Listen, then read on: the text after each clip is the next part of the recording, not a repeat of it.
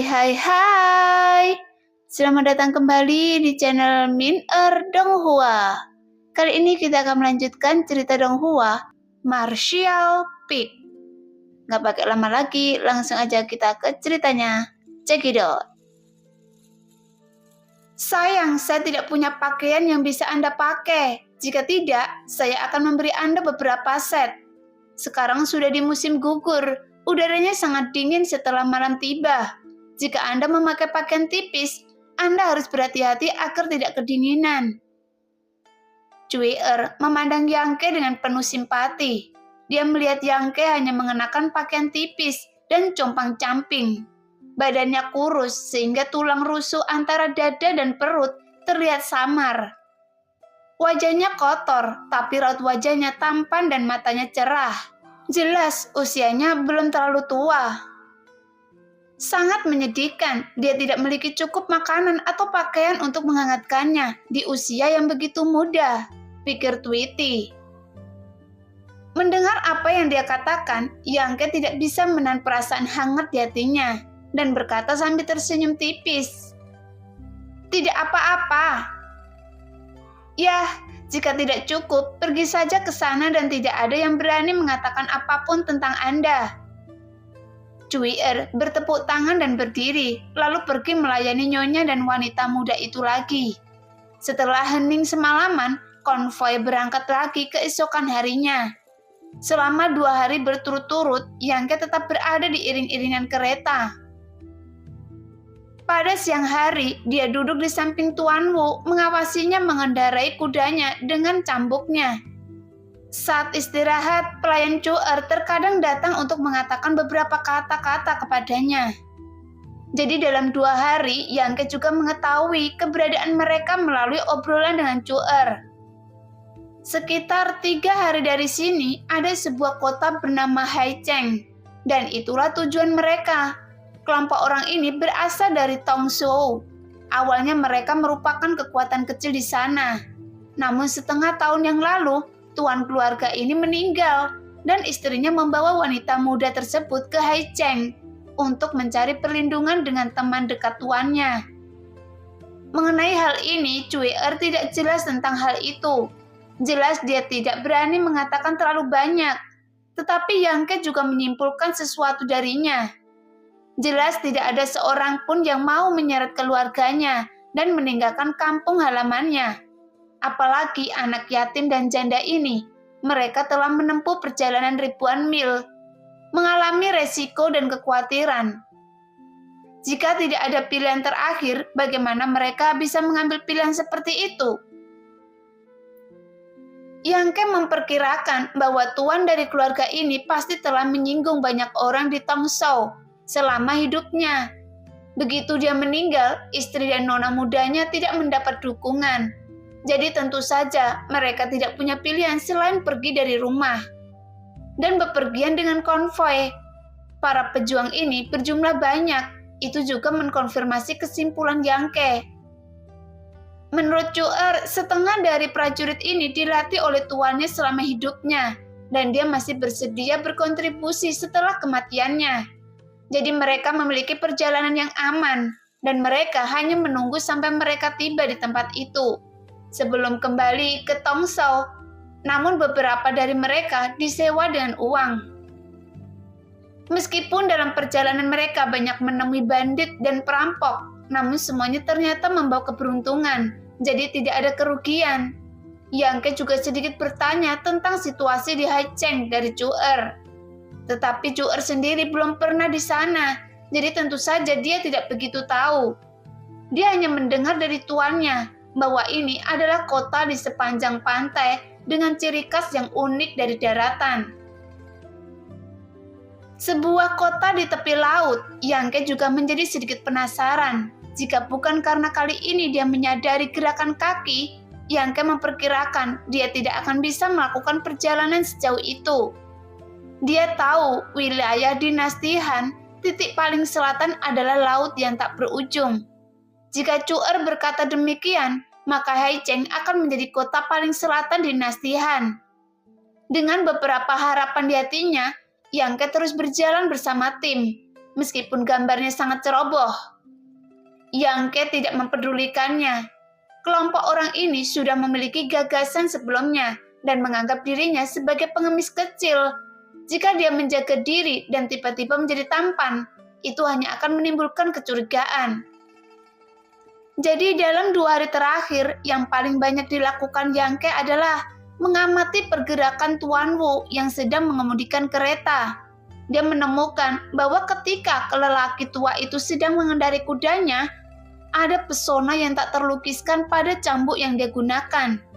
Suara cambuknya pelan, namun mampu membuat kuda berlari kencang. Tapi kekuatannya hanya di ranah Yuan sejati yang tidak terlalu tinggi. Tapi dia sudah sedikit tua. Namun dia memiliki akumulasi dan pemahamannya sendiri tentang seni bela diri. Dan ini semua tercermin dalam gerakan mengayunkan cambuknya. Yangke menyaksikan dengan terpesona dan dikombinasikan dengan pemahamannya tentang gerak kaki beberapa hari yang lalu. Dia samar-samar merasakan beberapa kesamaan darinya. Namun Tuan Wu tidak mempedulikannya, hanya mengayunkan cambuknya dan sesekali menyesap anggur. Sekarang keduanya duduk di batang kereta, tidak mengucapkan sepatah kata pun sepanjang hari. Sore harinya, iring-iringan kereta berhenti lagi. Yangke keluar dari kereta dan menjauh dari kerumunan, menemukan tempat terpencil untuk duduk. Mencabut rumput liar dari tanah dan mengayunkannya dengan santai. Para prajurit di seluruh konvoi tidak terlalu menyukainya. Jika wanita muda di keluarga ini tidak baik hati, bagaimana mereka bisa membawa Yangke bersama mereka? Setelah beberapa saat, langkah kaki terdengar di belakangnya, dan Yangke tahu siapa orang itu tanpa menoleh ke belakang. "Hei, pengemis kecil!" Suara pelayan Chun-er terdengar. Yangke tersenyum pahit, mengusap keningnya dan berkata, "Saya sudah memberitahu Anda nama saya, tidak bisakah Anda memanggil nama saya?" Kata pengemis kecil sungguh tidak terdengar enak di telinga Yangke. "Bocah kecil." Cui-er memelototinya, membalikkan telapak tangannya, mengeluarkan 2 buah chestnut, menyerahkan satu kepada Yangke dan mengambil yang lain dan mengupasnya. Gadis ini sering membawakan makanan ringan untuk dibagikan kepada Yangke saat istirahat. Yangke awalnya tidak mengerti mengapa dia tidak membencinya karena terlihat seperti pengemis miskin. Setelah bertanya kemudian, dia mengetahui bahwa Cui-er memiliki seorang adik laki-laki, namun dia meninggal karena kelaparan. Kedua saudara kandung tersebut juga memohon sebelum dibawa oleh wanita tersebut. Yangke terlihat seumuran dengan adik laki-lakinya yang sudah meninggal, jadi tentu saja dia tidak akan mengganggu. "Apakah Anda mencuri makanan dari tuan Anda lagi?" Yangke memutar matanya. Cui-er melotot. "Di mana barang itu dicuri?" "Wanita itu memberikannya kepada saya. Bagaimanapun wanita itu memperlakukan saya dengan baik. Kakak memperlakukan saya juga dengan baik. Dia akan membagikan apapun yang dia makan." "Lalu, kenapa Anda tidak tinggal dan melayaninya?" Yangke mengupas chestnut dan memasukkannya ke dalam mulutnya. Nona dan Nyonya lelah karena perjalanan dan berkata mereka ingin istirahat. "Jadi saya tidak perlu menyajikannya," jawab Cui-er. Matanya bergerak setelah berbicara. Dia menatap Yangke dan berkata, "Pengemis kecil, apa yang akan Anda lakukan ketika Anda sampai di Haicheng?" "Entahlah, jalan saja." Yangke menggelengkan kepalanya. Cui-er cemberut. "Kedengarannya bagus sekali. Bukankah hanya mengambil mangkok pecah dan mengemis kemana-mana? Dan kakak perempuan tidak melakukannya sebelumnya." Yangke tersenyum dan tidak menjelaskan. "Baiklah, ikut saja kami. Bagaimanapun ketika kita sampai di Haicheng, kita pasti perlu merekrut beberapa pelayan menjadi pelayan. Bagaimana?" "Saya jamin tidak akan ada masalah dengan Nyonya dan Nona. Jika Anda menabung, Anda mungkin bisa menemukan istri yang baik," kata Cui-er mempesona. Dia cukup menawan dan kecantikannya tidak buruk. Ketika dia berbicara seperti ini, ekspresi wajahnya sangat ambigu, yang membuatnya semakin menarik. Yangke setuju dengan penuh hati. Baiklah, jika saya bisa mendapatkannya, alangkah baiknya memiliki istri seperti Anda. Cui'er menutup mulutnya dan terkekeh. Anda pengemis, Anda benar-benar jahat. Anda berhak mengemis seumur hidup Anda. Tapi saya harus memikirkan baik-baik apakah saya harus memancing serigala itu ke dalam rumah. Anda benar-benar harus memikirkannya. Yangke terlihat serius. Dia setuju dengan santai. Dia keluar kali ini untuk mendapatkan pengalaman dan dia tidak bisa pergi ke rumah orang lain untuk menjadi pelayan. Tapi jika dia menolak sekarang, dia harus menggunakan beberapa kata untuk menjelaskannya. Baiklah, saya tidak akan berbicara omong kosong kepada Anda. Maaf, saya belum pernah melihat seorang pengemis berbicara sebanyak seperti Anda. Cui'er melototi Yangke, berdiri dengan malas dan berkata, kita akan mencapai Haicheng dalam 1 hari. Kamu harus istirahat yang cukup malam ini. Saya juga lelah. Saya tidak akan datang membantu Anda menyiapkan makanan nanti.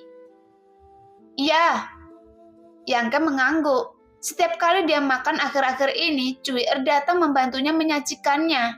Hanya karena dia takut dia akan diganggu oleh sekelompok prajurit. Melihat Cui'er memasuki gerbong ketiga, Yangke terus menggoyangkan rumput mati di tangannya, mencoba menemukan perasaan Penatua Wu. Tidak lama kemudian, makanan sudah siap, dan sambil berteriak, banyak prajurit bergegas mendekat. Yangke juga berdiri dan berjalan ke sana. Tetapi sebelum dia mengambil beberapa langkah, seseorang memblokir Yangke. Sambil mendongak, Yangke melihat pria parubaya itu menatapnya dengan ekspresi dingin. Ada apa? Yangke mengerutkan kening. Pergilah, tidak ada makanan untuk Anda malam ini. Pria parubaya itu memandang Yangke dengan jijik. Berkata dengan suaranya yang rendah, dan matanya penuh ancaman. Senyuman muncul di sudut mulut Yangke, menatapnya dengan tenang. Matanya bagus. Pria parubaya itu mengangguk sedikit dan mengancam lagi. Tetapi, jika Anda ingin mati, saya bisa membantu Anda. Yangke tidak mengatakan apa-apa, berbalik dan duduk kembali. Jelas dia tidak ingin berkonflik dengan orang-orang ini. Bagaimanapun juga dia diterima dan Tweety memperlakukannya dengan baik. Jadi tidak perlu repot saat makan malam. Bagaimanapun, jika dia melewatkan makan, dia tidak akan mati kelaparan. Anda tahu yang sebenarnya. Pria parubaya itu mendengus dingin, tapi Yangke tidak tahu apakah itu ilusi. Tetapi ketika Yangke berbalik, dia tampak melihat ekspresinya sedikit rileks. Perubahan ekspresi ini membuat Yangke tiba-tiba merasa sedikit tidak enak. Dia memanggil iblis tua itu untuk memperingatkannya, dan dia melihat lagi ke lingkungan sekitarnya. Tampilan ini membuat Yangke semakin bingung. Meski tempat ini berada di hutan belantara, seperti tempat kita biasa beristirahat, namun lebih terpencil lagi. Tempat peristirahatan biasa memiliki beberapa jejak orang lewat, tapi tempat ini jelas merupakan tempat hantu yang tidak dipedulikan siapapun. Terus terang, hal yang paling cocok di sini adalah membunuh orang dan membuang mayatnya. Melihat ini, Yangke sedikit curiga, menatap ke langit saat itu gelap gulita dan angin menderu-deru. Malam yang gelap dan berangin, hari pembunuhan dan pembakaran telah tiba. Di sisi lain, banyak prajurit yang sedang mengambil makanan dan memakannya sambil berbincang dan tertawa. Meskipun Tuan Wu adalah seorang kusir, namun statusnya pasti tinggi. Karena saat ini ada yang membawakan makanan untuknya. Dia sedang duduk di dekat batang kereta. Sambil minum dan melihat ke langit, dia tampak tua dan lusuh. Setelah beberapa saat, semua orang kenyang dengan anggur dan makanan. Dan apa yang dikhawatirkan Yangke tidak terjadi. Jadi dia tidak bisa menahan tawa pada dirinya sendiri karena dia terlalu sensitif. Sekelompok orang selesai makan dan mengobrol sebentar. Di bawah omelan orang-orang parubaya, beberapa tetap berjaga. Dan lebih banyak orang duduk mengelilingi api unggun dan tidur dengan pakaian mereka.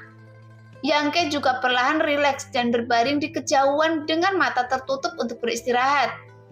1 jam kemudian, suara iblis tua tiba-tiba terdengar. "Tuan muda, ada yang tidak beres." Yangke membuka matanya dengan terkejut dan dia menyadari ada sesuatu yang salah. Untungnya ada pengingat iblis tua. Sekelompok prajurit yang tidur di sekitar api unggun bernafas sangat berat saat ini. Secara umum ketika para pejuang berjalan di alam liar, meskipun mereka bepergian bersama, mereka harus selalu waspada. Jadi tidak mungkin tertidur lelap di malam hari. Mereka pada dasarnya memejamkan mata dan tidur nyenyak untuk membangun kekuatan fisik dan energi. Bagaimanapun mereka telah datang ke sini beberapa malam terakhir ini. Tapi sekarang, orang-orang ini sudah tertidur sampai mati. Dan Yangke berpikir, jika dia ingin membangunkan mereka, dia harus membuat keributan. Para pejuang ini bertanggung jawab untuk melindungi, jadi tidak bisa menganggap entengnya. Satu-satunya penjelasan yang tersisa adalah dia dibius dan tidak bisa menahan diri. Memikirkan sikap pria parubaya terhadapnya dan ekspresi relaksasi instan, ketika dia makan malam sebelumnya, Yangke samar-samar mengerti. Di matanya dia hanyalah seorang pengemis kecil biasa. Jika dia makan di malam hari, pasti akan dibius. Kalau dia makan makanan itu, dia pasti akan terpesona dalam waktu singkat. Lagi pula, perlawanan orang biasa tidak bisa sekuat para pejuang. Begitu dia jatuh, pasti akan menimbulkan kecurigaan orang. Meskipun tidak demikian, hal ini pasti menjadi kekhawatiran pria parubaya tersebut. Sehingga ia mengancam dirinya sendiri dengan keras dan menolak untuk mengizinkannya makan malam. Ketika dia berbalik dan pergi, dia merasa lega. Bagaimanapun sulit untuk menjaga dari pencuri rumah siang dan malam. Jadi apa yang diinginkan orang parubaya? Uang, kecantikan, atau yang lainnya? Yangke berharap tebakannya salah. Wanita muda ini baik hati dan cuier memperlakukannya dengan baik. Orang lain harus selalu diberi penghargaan, tapi ketika dia diam-diam melihat ke arah tempat para prajurit berkumpul, dia merasakan hawa dingin di hatinya. Di samping api unggun yang bergoyang, beberapa sosok diam-diam memanjat, lalu perlahan-lahan menghunus pedang dari pinggang mereka dan menebas leher teman-teman mereka yang tidak sadarkan diri.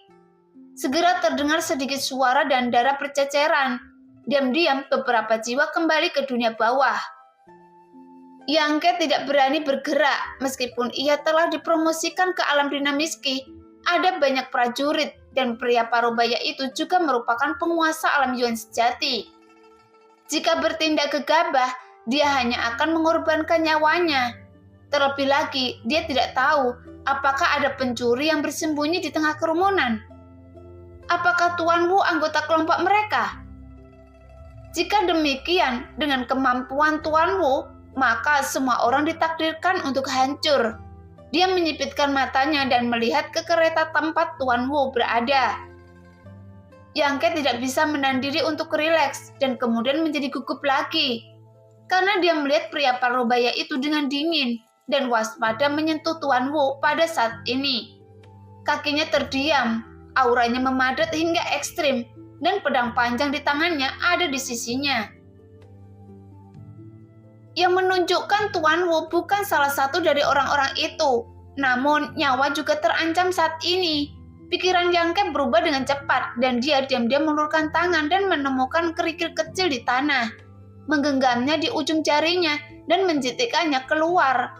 Dia ingin memukul Penatua Wu untuk melihat apakah dia dapat membangunkannya.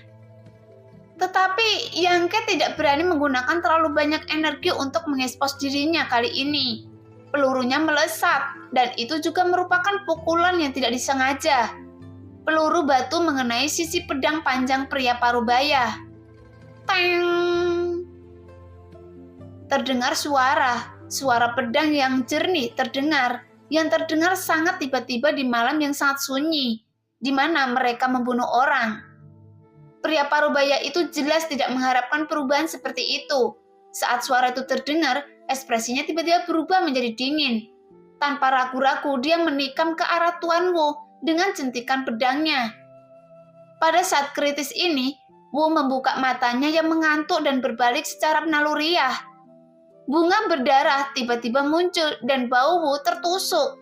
Tapi dengan rasa sakit itu membuatnya langsung terbangun. Kemudian mencambuk di tangannya membuat ledakan keras.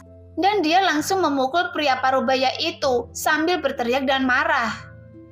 Yang Ding, apa yang Anda lakukan? Yang Ding tidak menjawab dan menarik kembali pedangnya. Dengan ekspresi tegas di wajahnya bergabung dalam satu kelompok dengan Tuan Wu. Yang Ke diam-diam melihat sekeliling dan menemukan bahwa semua prajurit yang tertidur telah terbangun dan dia tidak bisa menahan nafas lega.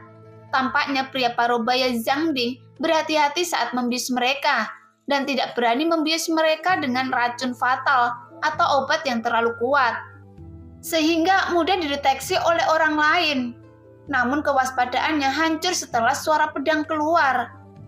Jika bukan karena seruan pedang itu, semua orang di sini akan dibunuh secara diam-diam oleh Zhang Ding dan beberapa anak buahnya.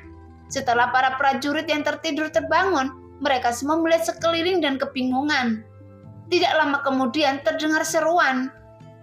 Sun Jianming sudah mati. Siapa yang melakukannya? Sebelum dia selesai berbicara, pria itu merasakan hawa dingin di dadanya. Dia melihat di bawah dan melihat ujung pedang menembus tubuhnya. Dia Hong, apa yang Anda lakukan? Raungan itu bercampur dengan ketidakpercayaan keluar. Dalam situasi saat ini, yang paling mereka takuti adalah ditusuk dari belakang oleh rekan mereka sendiri.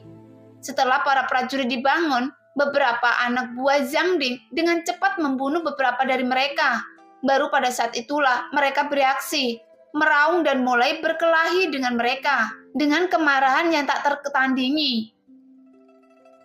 Medan perang dibagi menjadi dua kelompok. Satu kelompok adalah pertarungan jarak dekat yang terdiri dari tentara campuran, dan kelompok lainnya adalah duel 1 lawan 1 antara Zhang Ding dan Tuan Wu. Pertarungan berlangsung sengit dengan kutukan kemarahan dan pertanyaan terdengar tanpa henti. Pada saat ini, Yang Ke memanfaatkan kegelapan untuk diam-diam bergerak menuju gerbang ketiga. Dia awalnya ingin lari, dan ini adalah cara teraman. Tapi memikirkan kepedulian Cui Er terhadapnya akhir-akhir ini, Yang Ke merasa tidak nyaman. Ketiga wanita ini dalam kereta jelas terbangun oleh gerakan di luar. Ketika Yang Ke menyentuh tempat ini, dia mendengar suara Cui Er yang agak tidak puas datang dari dalam.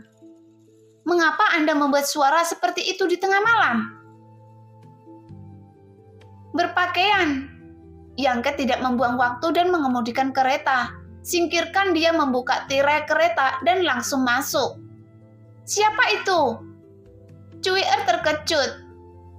Mengangkat dua kepalan tangan merah muda dan memukul kepala dan wajah Yang Ke.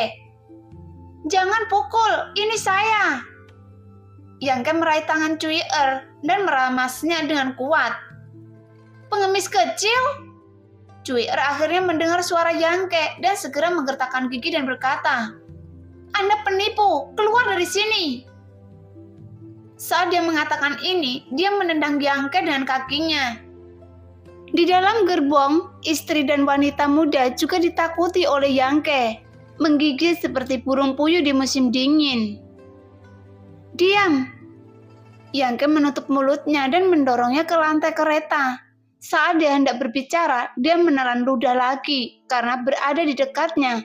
Yang Ke dapat dengan jelas melihat bahwa Sun Er hanya mengenakan celana dalam saat ini, dan dia bahkan tidak punya waktu untuk merapikan pakaian luarnya.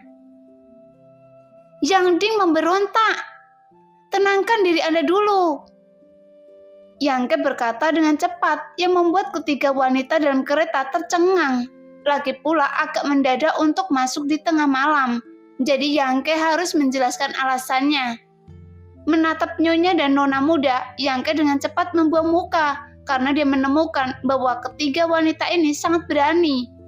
Saat mereka tidur di dalam kereta pada malam hari, mereka hanya melepaskan pakaian.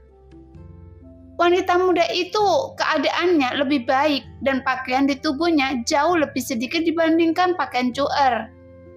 Meski cahayanya redup, penglihatan Yang Ke juga luar biasa dan dia bisa melihat apa yang seharusnya tidak boleh dilihatnya. Ketiga wanita di dalam kereta itu tertegun dan mendengarkan dengan seksama. Tentu saja, mereka mendengar Tuan Wu memarahi Zhang Ding. Sesekali bercampur dengan tawa dingin Zhang Ding. Bagaimana ini bisa terjadi? Cui Er tertegun. Nyonya dan wanita muda itu memegang selimut di depan mereka. Wajah mereka sedikit pucat. Kalian pakai baju Anda dulu. Saya akan membawa Anda keluar dari sini. Yang Ge menggertakkan gigi. Dia tidak tahu berapa lama Penatua Wu dan para prajurit bisa bertahan. Dan dia tidak tahu siapa yang akan bertahan terakhir. Jadi dalam pertempuran ini, Yang Ge benar-benar tidak bisa tetap di garasi. Namun melihat ketenangan Yang Ge sedikit mempengaruhi ketiga wanita itu. Setelah mendengar kata-katanya, mereka ingat apa yang harus mereka lakukan saat ini. Wajah Nyonya menjadi sedikit merah dan dia berkata dengan suara gemetar, "Pengemis kecil, bisakah Anda turun dulu dan tunggu sampai kita berpakaian?" Yang Ge menoleh ke arahnya dan berkata dengan tidak sabar, "Nyonya, jika Anda masih ingin hidup, Anda jangan terlalu khawatir. Jika saya turun sekarang, itu hanya akan mengungkap keberadaan saya." Setelah mendengar apa yang dia katakan, wanita itu mengangguk sedikit. Ketiga wanita itu dengan cepat mengenakan pakaian mereka di kereta. Meskipun Yang Ge membelakangi mereka, Nyonya dan wanita muda itu masih tersipu. Karena mereka sedang berpakaian di depan seorang laki-laki yang tidak pernah berani mereka pikirkan sebelumnya. Tapi situasinya memaksa mereka, jadi mereka hanya bisa menahan rasa malu. Cui Er lebih baik, dia lebih santai. Dia menjadi lebih akrab dengan Yang Ge, dan segera dia berpakaian lengkap dan pergi membantu istri dan nona mudanya. Tak lama kemudian, ketiga wanita itu sudah berpakaian. "Ayo cepat lari!" Suara Cui Er bergetar. Yang Ge hendak membuka tirai. Dia berhenti lagi dan berkata dengan ekspresi muram, "Sudah terlambat." Sebelum dia selesai berbicara, teriakan Tuan Wu terdengar. Setelah beberapa nafas, suara perkelahian di luar perlahan berhenti. Penatua Wu dan para prajurit yang menjaganya jelas telah gagal karena racun. Jadi Tuan Wu dan anak buahnya tidak bisa mengerahkan kekuatan penuh mereka. Lagi pula Zhang Ding dan anak buahnya menyerang lebih dulu. Meskipun jumlah mereka relatif kecil, mereka tetap memiliki keuntungan. "Orang tua sialan!" Suara lemah datang dari luar, itu adalah Zhang Ding. Jelas bahwa dia juga terluka parah dalam pertempuran dengan Tuan Wu. Tapi suara ini memberi Yang Ge secercah harapan untuk bertahan hidup. "Apa yang harus saya lakukan?" Cui Er mencengkeram Yang Ge erat-erat dan bertanya dengan berlinang air mata. Bahkan Nyonya dan Nona muda juga memandangnya dengan penuh harap. Saat ini pemuda yang dianggap pengemis kecil oleh ketiga wanita tersebut menjadi penyelamat nyawa mereka. "Jangan panik, Nyonya, coba tipu dia. Saya akan mencari kesempatan untuk mengambil tindakan." Yang Ge berkata dengan lembut, menarik nafas dalam-dalam, kemudian menahan nafas dan menekan detak jantungnya. Bagaimanapun Nyonya adalah seorang wanita. Meskipun dia menghadapi bahaya dan wajahnya pucat, dia tetap mengangguk setelah mendengar kata-kata Yang Ge. Tidak seperti Cui Er dan wanita muda yang sudah berantakan. Saat ini, suara langkah kaki mendekat dari luar. Yang Ge mendengarkan dengan cermat dan menyimpulkan bahwa masih ada 5 orang yang tersisa. Saat langkah kaki mendekat, Cui Er mencondongkan tubuh ke Yang Ge. Tubuhnya yang halus bergetar. Di malam yang gelap ini, langkah kaki yang mendekat seperti hantu yang mengancam jiwa, sehingga membuat orang panik. Tapi langkah kaki itu akhirnya berhenti di luar garasi. Yang Ding terbantuk lagi dan berkata dengan suara lemah, "Nyonya, Nona, silakan keluar dari kereta."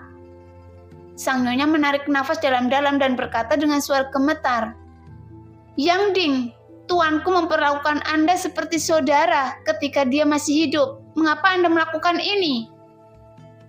Dapat didengar bahwa pertanyaan wanita itu memilukan, dan dia jelas tidak berharap Zhang Ding begitu kejam. Sekarang ada keheningan di luar untuk waktu yang lama, dan setelah beberapa lama, Zhang Ding berkata, "Maafkan saya, Nyonya. tetapi Tuhan kita telah mati. Tetapi dia telah meninggalkan sebuah kekayaan besar.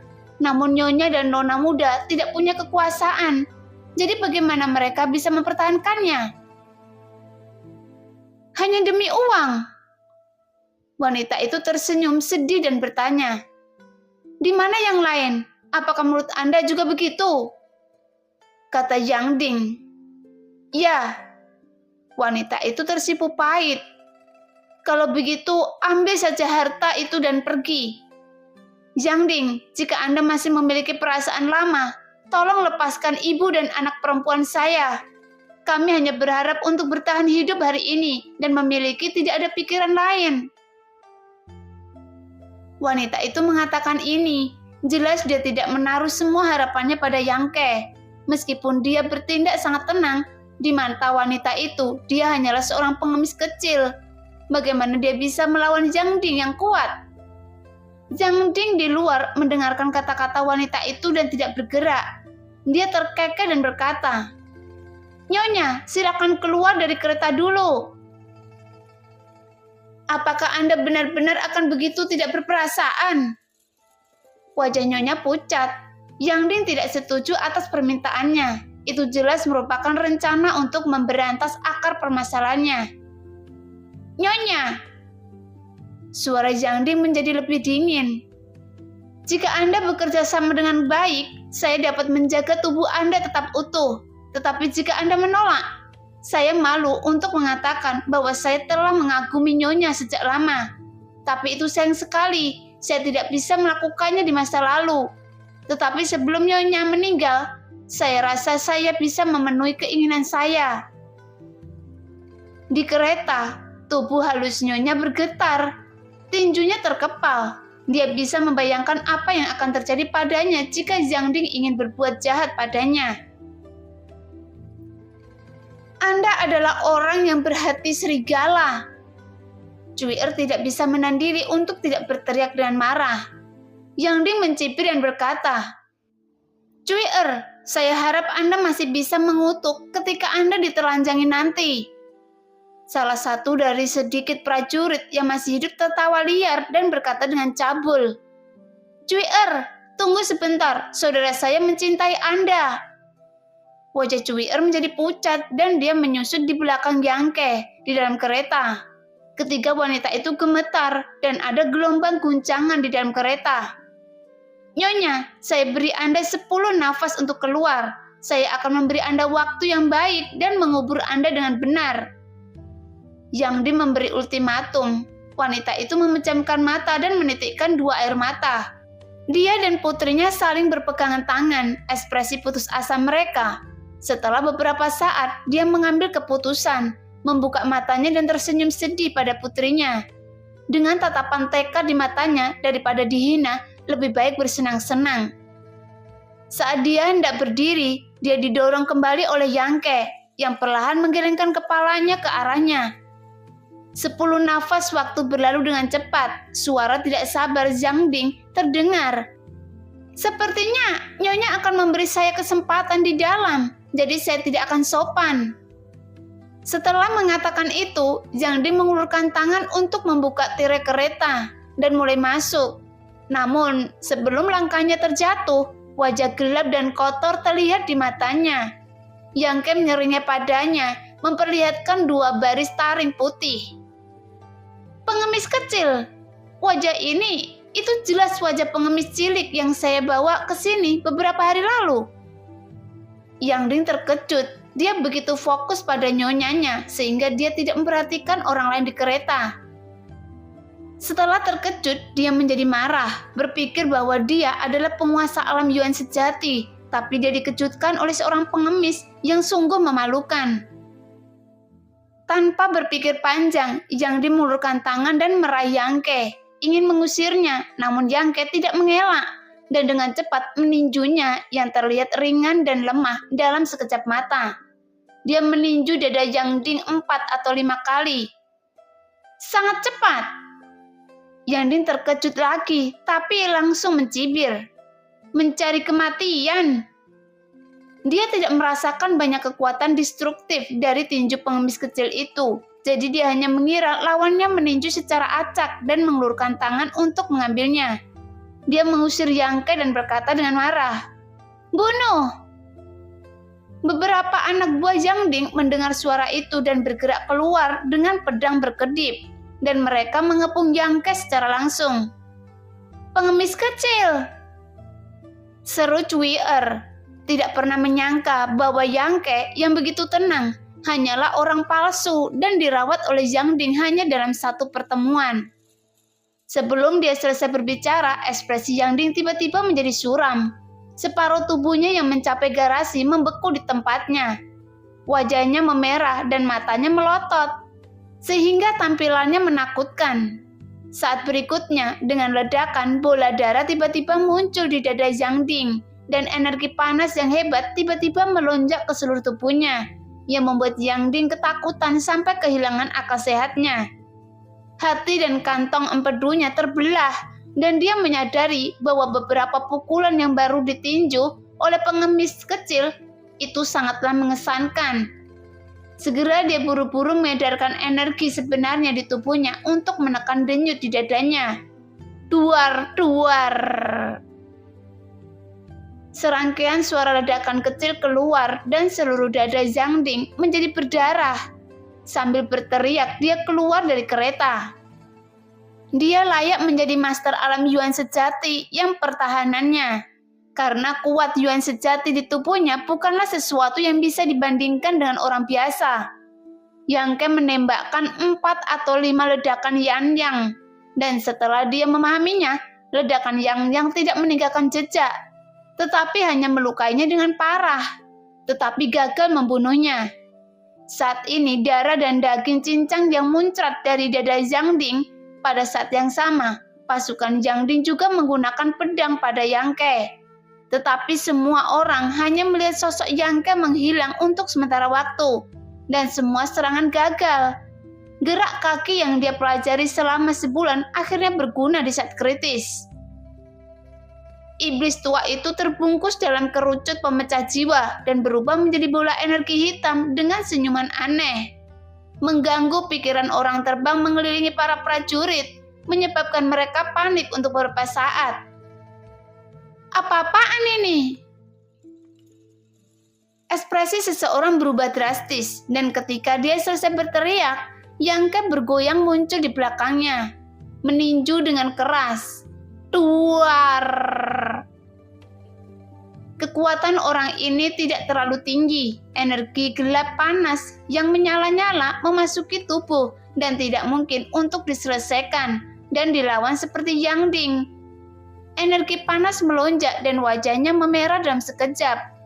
Iblis tua itu mengambil kesempatan untuk masuk ke dalam tubuhnya dengan penusuk pemecah jiwa. Ketika dia keluar lagi, tubuh lelaki itu meledak ketika menyentuh tanah dan berubah menjadi awan kabut darah. Senyuman aneh menjadi semakin meresap. Iblis tua awalnya adalah iblis berusia 10.000 tahun. Meski kekuatan jiwanya kini sangat berkurang, tawanya masih mengandung kekuatan yang membuat jantung orang berdebar dan ketakutan. Sekarang Yang Ke dan iblis tua bekerja, sehingga mereka hampir tak terkalahkan. Sebelum dia bisa menyelesaikan serangkaian gerakan kaki, anak buah Yang Ding telah terbunuh. Dan semua tubuh mereka menjadi potongan daging. Hanya pada saat inilah Yang Ding mampu menetralkan energi yang sejati Yang Ke, menatap Yang Ke dengan ekspresi ganas dan menggeram tak percaya. Pengemis kecil, ternyata Anda berpura-pura menjadi babi dan memakan harimau itu. Dia hanyalah seorang pengemis biasa, tetapi sekarang dia telah menjadi penghalang terbesar bagi rencananya. Jadi bagaimana Yang Ding bisa tenang? Terlebih lagi, dia tertangkap basah dan menderita kerugian besar di tangan Yang Ke. Saat ini matanya merah, dia menantang Yang Ke dengan ekspresi ganas. Yang Ke berlumuran darah, berdiri di sana dengan tenang menatapnya dan berkata dengan tenang, "Berapa banyak kekuatan tempur yang masih Anda miliki?" Yang Ke memperkirakan Yang Ding berada di puncak kekuatannya. Kecuali dia menggunakan jejak bintang, dia bisa menjadi lawannya. Jika tidak, dia tidak mungkin menjadi lawannya sama sekali. Namun meskipun gerakan jejak bintang sangat kuat, dibutuhkan waktu terlalu lama untuk mengumpulkan kekuatan. Jadi tidak cocok untuk pertarungan hidup dan mati. Tapi Yang Ding tidak berada di puncaknya sekarang. Dia pertama kali bertempur dengan Tuan Wu dan menderita luka berat. Lalu diserang olehnya dalam serangan mendadak, jadi kekuatan pasti melemah. Jadi Yang Ke tidak takut padanya. Bahkan jika hanya 20% kekuatan saya yang tersisa, itu sudah cukup untuk membunuh Anda. Yang Ding meraung dengan marah. Pedang panjang di tangannya berayun. Dia menyebarkan keterampilan tubuhnya untuk menggertak Yang Ke dan mengayunkan beberapa pedang. Dia bersumpah untuk membunuh Yang Ke dengan pedang. Sebelum dia bisa mengerahkan jurus pedangnya sepenuhnya, iblis tua itu membungkus penusuk pemecah jiwanya dan bertarung dengannya. Tapi tawa iblis tua tidak terdengar. Di bawah luka berat, Yang Ding tidak mampu menembus blokade iblis tua itu. Dia tidak bisa menahan diri untuk tidak berteriak. Harta rahasia macam apa ini? Dia juga orang dengan pengalaman tempur yang kaya dan memiliki banyak pengetahuan. Tetapi dia belum pernah melihat harta rahasia aneh seperti kerucut pemecah jiwa yang bisa menyerang dan menangkis dengan sendirinya, tanpa perlu ada orang yang mengendalikannya. Terdengar pula tawa menakutkan dari dalam. Harta karun rahasia ini yang akan membunuh Anda. Suara Yang Ke tiba-tiba datang dari belakangnya. Rambut Yang Ding berdiri tegak. Dia dengan jelas melihat Yang Ke berdiri tidak jauh darinya. Dia tiba-tiba datang di belakangnya. Tapi saat dia melihat lagi, pengemis kecil di depannya kabur beberapa saat. Dan ternyata hanya bayangan belakang. Dia buru-buru menghunus pedangnya, menusuknya dengan punggung tangannya, dan jatuh ke udara. Yang Ke telah menggunakan gerakan kakinya untuk menghindar ke sisi kirinya dan meninju tanpa ragu-ragu. Yang Ding tidak bisa membela diri dan berteriak kesakitan karena ada suara berderak di seluruh lengannya dan langsung jatuh karena pukulan ini menghancurkan tulang belikatnya. Dan vitalitas yang menyerang tubuh cukup murni yang membuat Yang Ding sangat terkejut dengan hal ini. Meskipun frekuensi kultivasi ganda dengan Suyan tidak banyak, tetapi memiliki pengaruh yang signifikan dalam mengurangi kemurnian vitalitas, sehingga vitalitas murni dalam tubuh Yang Ke jauh melampaui kondisinya saat ini. Semua ini adalah hasil dari kultivasi. Segera iblis tua mengambil kesempatan untuk mengganggunya, dan kerucut pemecah jiwa itu bersentuhan dengan pedang panjangnya, menyebabkan suara berdenting. Dengan serangan satu tuan dan satu budak, gabungan dua pedang sempurna tanpa cacat. Jadi setelah berjuang kurang dari setengah cangkir teh, Yang Ding terhuyung dan berlumuran darah. Pikirannya begitu terguncang, jadi bagaimana mungkin Yang Ding masih memiliki niat untuk bertarung lagi? Jika dia tidak melarikan diri, dia merasa akan mati di sini. Tapi Yang Ke dan iblis tua tidak memberinya kesempatan untuk melarikan diri. Satu demi satu mereka sepenuhnya memblokir rute pelariannya, sehingga energi panas yang menyala-nyala lainnya meledak. Yang Ding memuntahkan seteguk darah dan pikirannya terganggu. Iblis tua itu melihat kesempatan itu dan bergegas ke dalam tubuhnya yang terbungkus kerucut pemecah jiwa. Saat ekspresi Yang Ding menjadi bingung, matanya perlahan menjadi kusam, dan kemudian dia jatuh ke tanah. Sesaat kemudian iblis tua muncul kembali, disertai tawa liar dan suara mengunyah, berubah menjadi energi hitam dan menghilang dari ujung jari Yang Ke. Dalam pertempuran ini, iblis tua menelan beberapa jiwa menjadi sebuah dorongan besar. Berdiri di sana dan terengah-engah, Yang Ke merasakan ketidakberdayaan. Kali ini dia tidak menggunakan Ao yang pantang menyerah, karena pertarungan dengan Yang Ding gagal memberinya tekanan atau krisis apapun. Tapi Yang Ke menyadari bahwa kekuatannya masih terlalu rendah. Jika Yang Ding tidak terluka, jika dia tidak berhasil dalam serangan diam-diam, jika dia tidak menyimpan cairan yang didantiannya, bagaimana mungkin dia bisa bertarung langsung dengan master seperti itu? Hanya 3 gerakan ledakan Yang saja sudah cukup untuk menguras vitalitas dari meridian tubuh. Setiap prajurit alam dinasti Qi di sini mungkin akan menjadi mayat. Sedangkan untuk Yang Ding, Yang meledakkan dengan hampir 10 ledakan Yang sebelum bergabung dengan iblis tua untuk membunuhnya. Setelah menenangkan diri untuk waktu yang lama, Yang perlahan berjalan menuju gerbang ketiga. Saat langkah kaki mendekat, ketika wanita di dalam kereta jelas menjadi gugup, suara gemetar Cui keluar. "Pengemis kecil." "Ya," Yang menjawab dengan lemah. Tirai kereta terbuka dan wajah Cui yang ketakutan dan pucat terlihat di belakangnya. Nyonya dan wanita muda itu juga memandang Yang dengan gugup. "Di mana mereka?" Cui melihat sekeliling. "Mati," jawab Yang ringan. Cui segera menutup mulutnya dan memandang Yang dengan tidak percaya. Bahkan Nyonya dan Nona muda juga menghela nafas tanpa sadar. Nah, demikianlah cerita hari ini. Terima kasih yang sudah menonton video Min sampai selesai. Sampai jumpa di video selanjutnya. Bye-bye.